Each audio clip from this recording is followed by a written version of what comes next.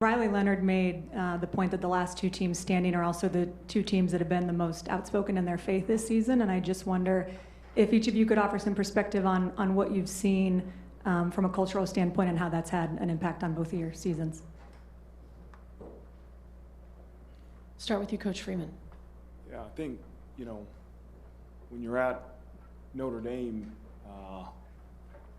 faith is something that's openly talked about, obviously being at a private Catholic university. And amongst our football program, it's promoted.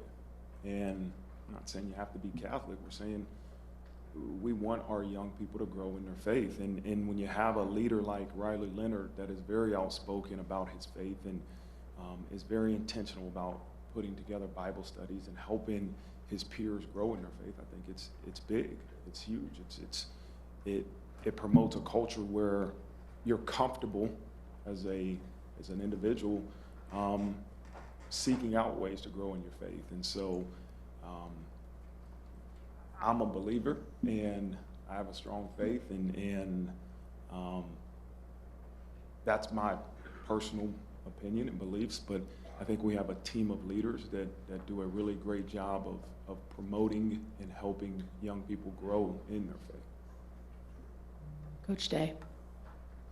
Yeah, I had an opportunity to be at Boston College for 9 years and experience what that was like, and what an amazing experience going through the Jesuit education and seeing what that's like on a daily basis. All three of my children were baptized there. But then going to Ohio State and being at a state university, it's a different experience. But it's been amazing to watch this team grow spiritually. And I just think those three pillars of your body, your mind, and your soul and spirit.